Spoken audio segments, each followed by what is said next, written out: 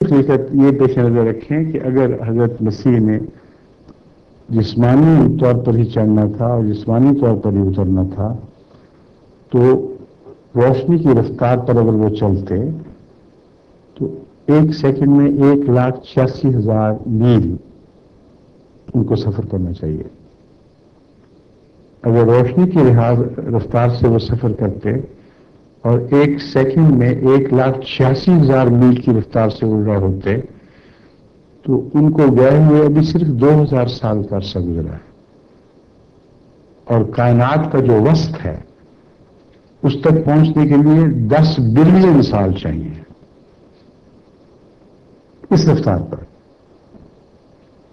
تو مولوی کے بیان کے مطابق اگر مسیح جسم سے سفر شروع کیا تھا تو یہی کہیں ارد گرد ہوں گے. ابھی ان کو کائنات کے وسط تک پہنچنے کے لیے تقریباً 10 بلین سال چاہیے.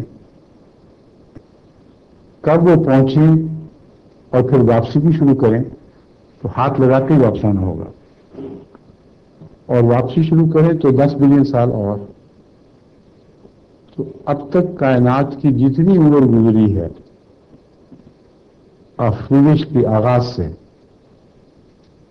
یا مادے کے آغاز سے اتنی ہی کم سے کم عمر اور درکار ہوگی.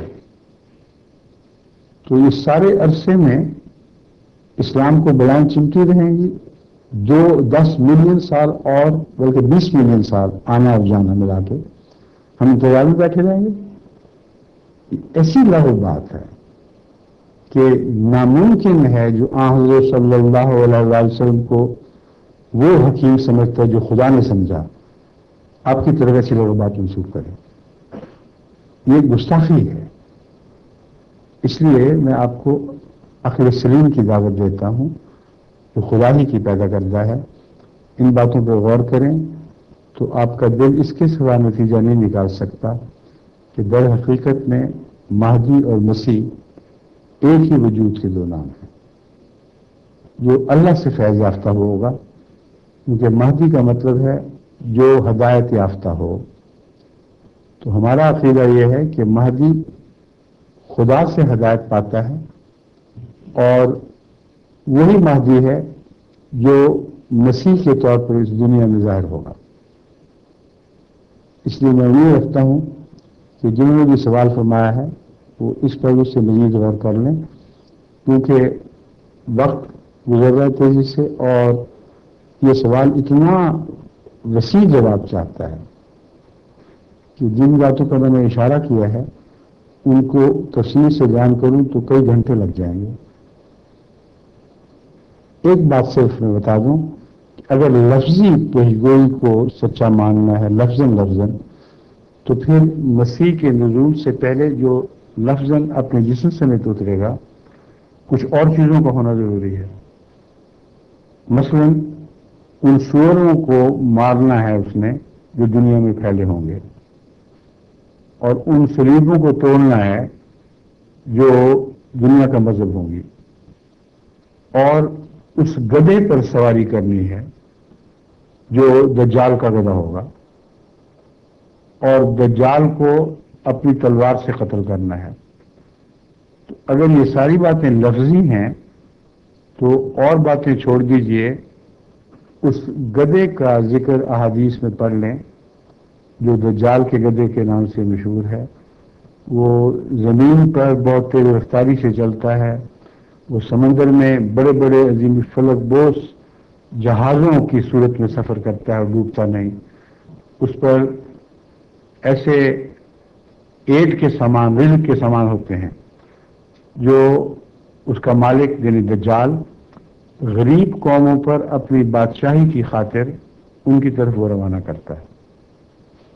یہ تمام احادیث کی میں تفصیل کے ساتھ باتیں درج ہیں.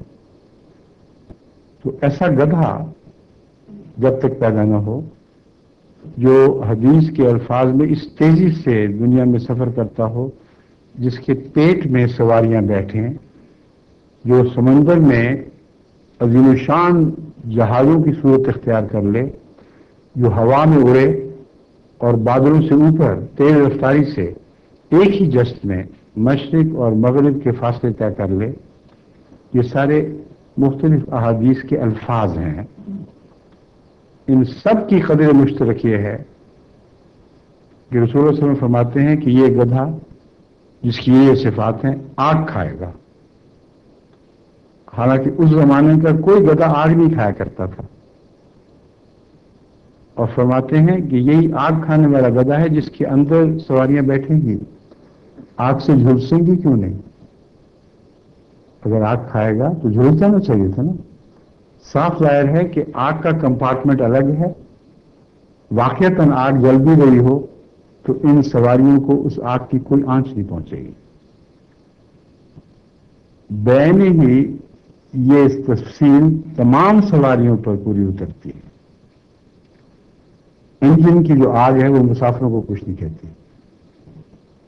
हवाई जहाज का जो फ्यूल है इस कदर खौफनाक भड़क रहा होता है कि अनफन हर जिंदा चीज को भस्म कर दे, लेकिन अंदर बैठे हुए मुसाफिरों के लिए ठंड है, उनके लिए एयर कंडीशनिंग है, उनको कोई तकलीफ नहीं। यही हाल समुद्री जहाजों का है।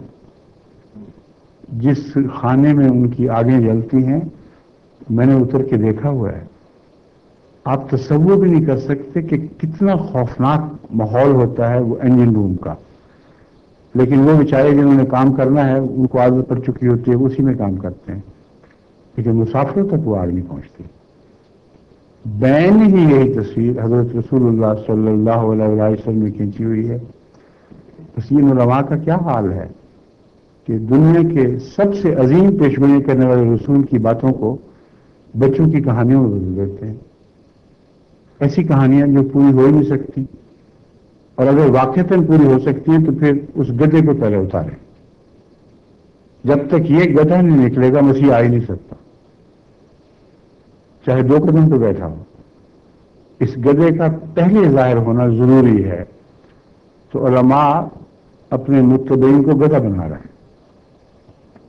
इस किस्म की कहानियों को लफ्जी सूरत में पेश करके वाकईतन उनको गधा बना रहे हैं। ना ऐसा गधा पैदा हो, ना उलमा से हमारा छुटकारा मिले हो। उम्मत इसी तरह इसी मुसीबत में मुब्तला रहेगी।